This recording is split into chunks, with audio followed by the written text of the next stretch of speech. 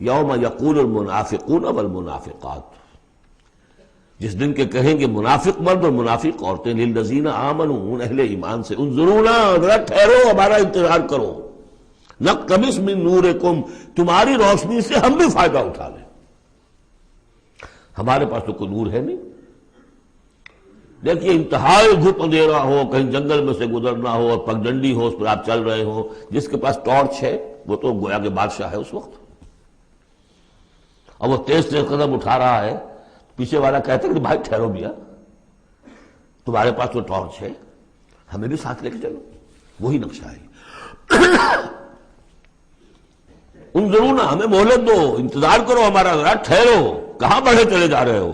اقتبس من نورکم، یہی وہ لفظ اقتباس، قبس کہتے ہیں چنگاری کو، کسی چولہے میں سے چنگاری لا کر اپنے چولہے میں آگ جلا لینا، ہم تمہارے اس نور سے فائدہ اٹھا لیں۔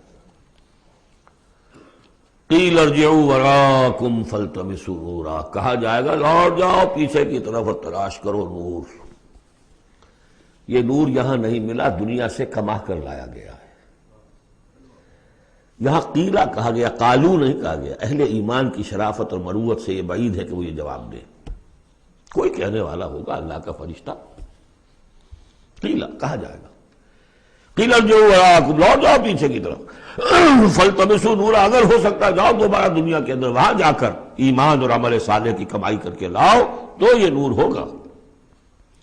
فضرب بینہم بسور لہ باب، اور اتنے عرصے میں ان کے درمیان ایک فصیل حائل کر دی جائے گی جس میں ایک دروازہ ہوگا، باطنہ فیہ الرحمہ، اس فصیل کے اندر کی طرف رحمت ہوگی، وظاہرہ من قبلہ العذاب، اور اس کے باہر کی طرف عذاب الہی کا نزول شروع ہو جائے گا۔